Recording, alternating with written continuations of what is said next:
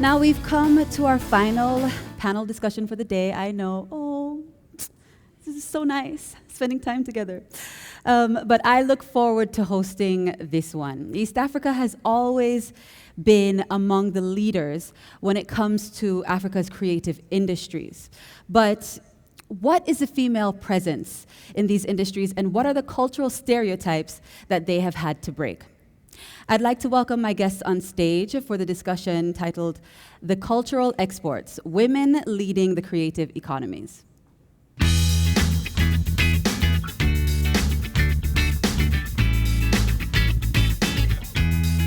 Marlet Afterwork is an award-winning fashion designer and founder of fashion house Mafi Mafi. She places ancient fabric, style and sustainability at the fore of her brand. She has garnered attention and plaudits from the global community. Teta Isibo is a Rwandan fashion entrepreneur and the founder of Inzuku Designs, a Rwandan brand specializing in jewelry, home decor and accessories that fuses Rwandan traditional craftsmanship and global contemporary design. Linda Ndungutsi Mukongoga is the founder and creative director of the Made in Rwanda brand, Haute Basso, which highlights local artisans while promoting job creation, particularly for youth and women. Annette Uwezie is the managing director of AWise Media, as well as a creative producer with a vision of accelerating the production of quality African film, TV and video content, especially in the areas of culture, history and nature. The moderator for this panel is our MC, Makeda Mahadio.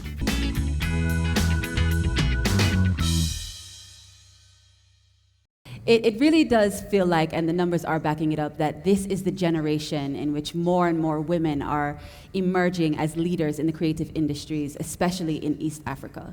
You know, Annette, not enough women are producing their own films, owning their own production houses, and even in the fashion industry, even though women have been weaving, dyeing, making materials for clothing forever, it's now that we're seeing more and more women owning their own fashion brands, owning their own corporatives and making that impact. What do you think that it is about this generation that is encouraging more women to get to the helm? Let's start with Teta. You're right beside me. So I will talk from my experience as a designer, so the design subsector. I think you are right. Definitely there's this whole upcoming movement of women entrepreneurs in the creative economies. I think in my sector in particular, it's due to a number of reasons. First of all, consumers today are very socially conscious. People want to know where their clothes, their jewelry, where it's coming from. You have movements like Who Made My Clothes, the hashtag and stuff like that. And then if you combine that with the fact that there's a buzz around handmade products, because again, they give that human feel, you know that your product wasn't made in a sweatshop somewhere in China or Bangladesh. And that's why you have online marketplaces like Etsy doing very well, because it's just for handcrafted products. And actually, I think on Etsy, 87% of their 2 million sellers are women. So that alone shows the women dominance in this sector. And then also, culturally and traditionally, women have always been like the makers of things, the weaving and the embroidery and all that. So if you couple all that up with the fact that international trade is also very women-centered these days, because for the longest time women were left behind, but now we're moving forward and everything. So I think if you put all that together, the odds are in our favor, and so it's a good time to be a woman. Right, a question of ethics and a combination of things. Malet, do you agree? Definitely. Yeah, I totally agree with her, but at the same time, it's quite hard for me to answer it in a women perspective, because I think if we see the fashion industry, the leading designers in the world are men, but in East Africa it happens to be, especially if I talk about Ethiopia, most of the fashion designers and leading the industry, the creative industry, the music, film, the actresses, the TV presenters happen to be women. Maybe we happen to be, powerful or leaders. Right. But also, if we take it in the government level, the Ethiopian government, especially the new regime, we have a very exciting young prime minister now, and we also have a woman president, and 50% of the cabinet are women. So I think overall in Ethiopia, one in creative industry and also in a lot of industries, we happen to see a lot of young, amazing women entrepreneurs, and that inspires us as a woman and also young right. entrepreneurs. And so we're seeing, even now we're seeing more dynamic young entrepreneurs coming and, changing the industry. I really do want to come back to that topic of, the creative industry in Ethiopia. The other women on the panel are from here in Rwanda, but I do want to talk about Ethiopia opening up a lot more now. We're seeing it a lot in news, especially business news. The economy is opening up. And as a player in the creative industry, how are you planning to take advantage of that opening up of the country? Still kind of tricky question for me, because I'm a fan of locally made businesses. So I don't want to see, honestly speaking, I don't like to see, like all big, American chains coming to my country and, taking over all the businesses and jobs. So I rather want to see more African businesses striving and, creating our own Ubers. So for instance, in Ethiopia, you don't see a lot of big chains, but you see locally made amazing coffee shops, amazing, clothing brands. Right. And also we have like an Uber still created by a women entrepreneur in Ethiopia. So we don't use Uber, but we have an effective product very similar to that. Sure, which taking that holds- ownership. Exactly. Are there any cultural stereotypes that you have felt that you had to transcend in your professional life, especially being a creative entrepreneur? Let's talk to Linda. I think we're in a good space in Rwanda. Every time someone asks me about the trajectory of Haute Basso, I wouldn't see it in any other country, because you have a lot of good examples of leadership, women in leadership, so it lets you be comfortable in seeing yourself in that same position. So I think that's a big push as to why we're here, but also fosters a lot of female empowerment when you're in those positions. So being acknowledged in meetings, being called on for opportunities. So I think that is part of our success story. So for me, I think we're in a lucky space right now, so I hope to see more countries create that kind of environment that fosters more female leadership and female entrepreneurship. Right. I know that also, we're talking about creative industries, but it's quite wide, the different categories that are in there. I know for me, when I was starting DJing back in the days, and I was among the first female DJs in Rwanda, I did face some stereotypes that were being placed on me. A lot of times people would say, but you're a nice girl. Why do you have to, what about getting married?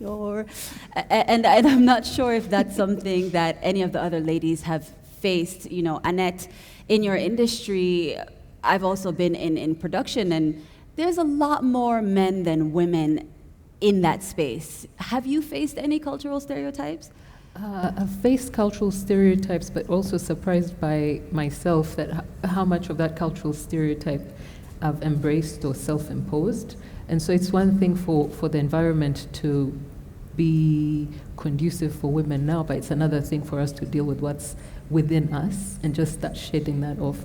So I remember earlier on in my career having to be in a room full of men, powerful men, and women, some women, and having to state an opinion or a point, and culturally, just being surprised that within me there's just a code somewhere or protocol that says, in Kinyarwanda there's ways, expressions you can use, but that you're supposed to be proper, not too outspoken, and you can't have that in business when you're leading, when you need to negotiate in rooms like those. So that was something that I realized quickly I needed to work through, both from the outside and from the inside. Right. Annette, with production, and I'm asking you this because the other ladies on the panel are making products, but with production, it's a bit newer than the other art forms that we're talking about on the stage today. With Mafi Mafi, with Inzuki and Hot Baso, you can see the cultural influence in the work. You can see the traditional techniques being used, some patterns, you can see the influence there. With filmmaking, it's a newer art form for the region. You're kind of creating the culture in that regard as one of the, being among the first female producers to be making such an impact. Do you feel the pressure? Yes and no. The pressure that it's new,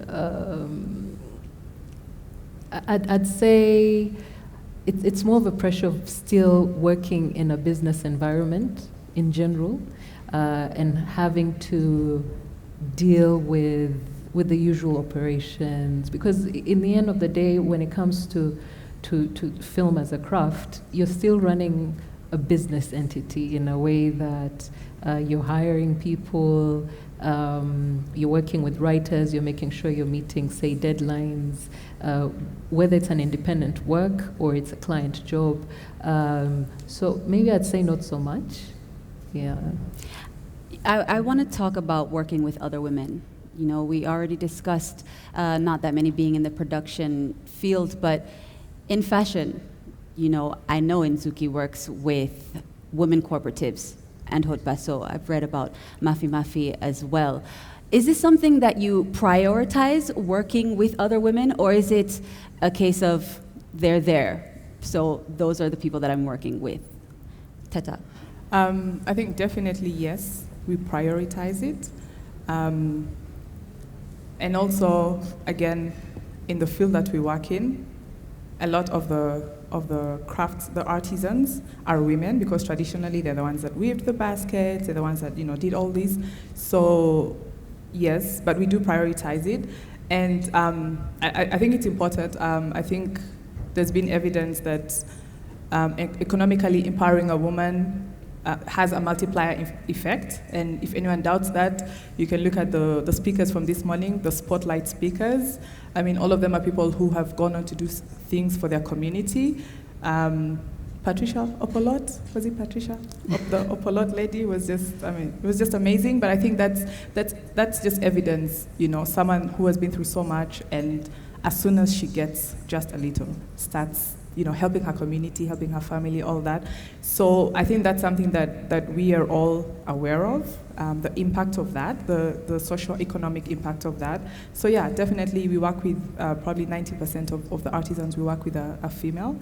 And also the buyers, a lot of the international buyers are really interested in that story. Do you work with women? Actually one of our buyers only buys stuff that are made for women. So yeah, definitely. Linda, you work with women cooperatives, I know, but also your mother works with them as well. Give us your take on the importance of making sure that story is told, because it's one thing working with them, but storytelling has been a big part of Hot Baso's identity. So before I started Hot Baso, I worked with my mom's business, Gahaya Links. And that kind of sparked the inspiration, because there's this great value chain of women like Teta spoke about. But I think it was really important for me just to highlight them, to facilitate them being able to find additional market. Because we have to own the fact that you have people to give orders in a timely manner so they're able to find gainful employment. So when you highlight these ladies, it either encourages them, but also maybe as value in them finding additional market, which means that they're more happy to work with you. I find that women are less risk averse than men here in Rwanda. They're willing to try new things. That's been really exciting for us. So I think in seeing our brand, what's more exciting for us is to see many Odbasos like kind of blooming. So the co-op or the artisans are able to find their own businesses. So we don't hire full-time. They're able to work independently, and that's really important to us because we want them to be able to stand alone. That's super important, I think, for a more broader success than just talking about our individual success as a brand. Right. You know, on the topic of storytelling, what is the role that social media has played in allowing you to tell your story, but also selling your product? First of all, it's free, so I highly recommend it. It's easy to manage, and I think it allows you to show a lot more behind the scenes than you traditionally would be able to. It's a lot more authentic. I think as consumers, we have a short attention span, so it allows you to have that Insta moment. We had an Instagram page before we had a storefront, so that was super imperative for us. So for us, I think there would be no Odbas without that kind of interaction on social media. It's a way to communicate with your consumers, get feedback, figure out how to edit yourself. So for us, I think it's something that's a huge part of how we work. Right. You know, we're talking cultural export, and Malet, with your clothing pieces, you can see it is inspired by a lot of the cultural aspects of Ethiopia. And that is a part of the story that you're telling on your social media. Do you feel that within telling your own story with your fashion, you're also telling a story about the country, about your culture? Yes, and I consciously do that because one of my goal as a designer, as an Ethiopian designer, is not only to make clothing, but to make clothing that can, speak my culture, my tradition, and that can, talk about where it comes from. So it's all about exporting culture. It's all about selling not only the garment, but also the story behind it. So purposely for each season, I go out and travel within Ethiopia. We have a big country where the population is more than 100 million, and we have more than 80 ethnic groups. It's a big country with different historical places. I'm promoting my country at the same time. I feel like I'm working for tourism office. But so that's also, what I'm very passionate about. So I like to travel, to see, to go deep into the culture, to the history, to what we really have, to bring something authentic for each season. So I would like to tell about our Lalibela, the church, or our different aspects of the country and also the continent. So I highly believe in creating, because we all know about, when we speak about fashion, we know about Italian fashion, French. This is very American, but we need to bring that African to the world, and I think overall the creative industry, fashion, music, film is very, very powerful. That's how the Americans are, has been selling their country to us, so we have to use that tool to export our culture and our continent overall. Right. So that's my passion. Absolutely, and as we're discussing cultural export, Annette, I think perhaps the average person would think that exporting a film or content would be easier than, say, exporting earrings or clothing or something tangible in that way. Is that the case? I actually think it's exactly the same. Just maybe the pipeline of delivery to your customer or the audience might come in varied ways, but with the recent project we just did, we're looking for the first time, at least as far as I'm concerned, or maybe even the first time in terms of film as a product, going out beyond Rwanda, is looking at the African market one as a market, as an audience, collectively, in saying, here's our story, can you relate with our story? And finding ways to reach those audiences in each region. And we're working on a distribution plan, and I thought this really does feel like an actual product that I need to make sure I sell or send off, to our market, our audience. Yeah. Right. What would, and I want to take an answer from anyone who feels inclined. What would facilitate the quicker scaling up of your business? How would it be easier for you to be able to get your product further into the continent, into the world, and bring your companies to the next level? Money. Just money. At this stage, yeah. Well, I think that's every entrepreneur's first answer. In that case, if I gave you the money, what would be the first thing that you would do? Well, I think, first of all, as a Rwandan woman, I know that I'm privileged to be a Rwandan woman in this day and age, because we're facilitated in so many ways. As local designers, for example, we have helped growing our businesses from Minicom, from NIDA, from so many different organizations and government bodies are right now pushing and promoting entrepreneurship in the youth, in women, and all that. So yeah, I think we're all kind of like on the right path. And also the Made in Rwanda movement has really, really grown. We were talking about stereotypes earlier, and I think for me one of the biggest when I was starting up was that nobody understood, like, wait, you're resigning from a government job to sell earrings, like, how? They didn't really understand the concept of a fashion brand in Rwanda. To people, if you say a fashion brand in Africa, they just imagine tailors sitting, sewing kitenge dresses, But we've been able to move past that, and now people understand, the whole Made in Rwanda movement and all that. So I think it has really, it's really grown, and yeah, right now, and there's a lot of things to help with access to markets and all that. So yeah, really, money. You actually, and I do want to come back to that, but you brought up something that also my colleague Alex spoke about, the side hustle. And with creative industries, often it can start as a side hustle. I want to know I would say each of you, but time is going away.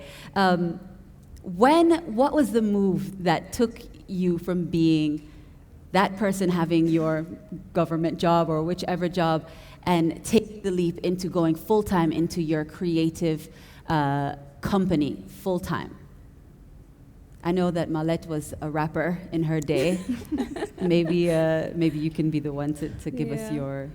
Actually, my journey started at the early age. I started my career as a rapper when I was 15 and 16. So I was already a popular rapper when I was 18. And I worked in the creative industry, in TV, and also like a film. But fashion has always been my passion, so I wanted to pursue that. So I actually opened my first boutique when I was 21. And then all of that happens because, we were talking about stereotypes, right?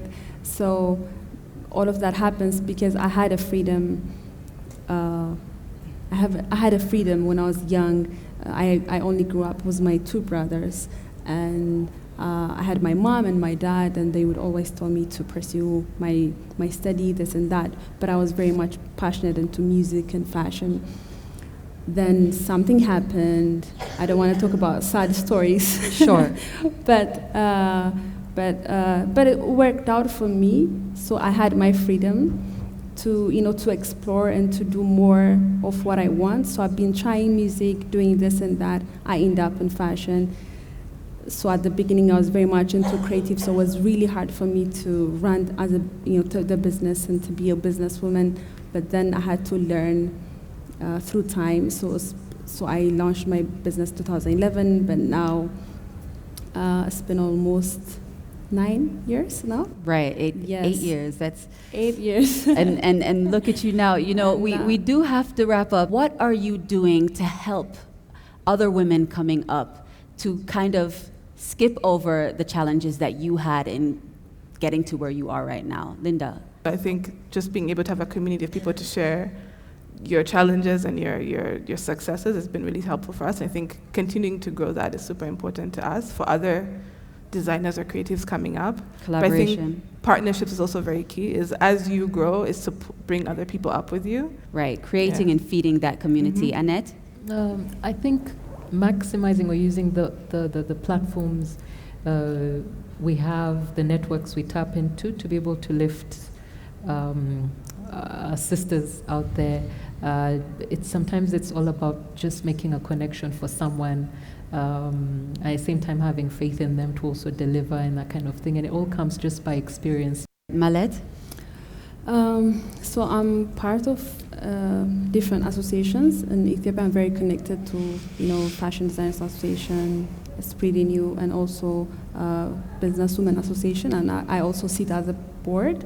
So we actually created a mentorship program where we can help young entrepreneurs, specifically women, and with different sectors. Right, Teta? I would say collaborating has given us the power to be able to advocate, and also, mentoring, whether it's Aquila students or people who want internships or that kind of thing, just helping people who are up and coming, so they don't have to face the same struggles. Because when we started, it was really a blank canvas. Most of us started with no one to look up to or anything like that. We just had to kind of wing it and find our way around. So just kind of helping people who are just starting off to not have to start from ground zero. Well, there's definitely a theme running through all of your answers, collaboration, lifting each other up, and I think it's a theme that's gone throughout the day. Thank you so much to our cultural treasures for speaking with us today. The world would be a much duller place without all of the color and beauty that's added to it by people like you. Thank you so much for joining us.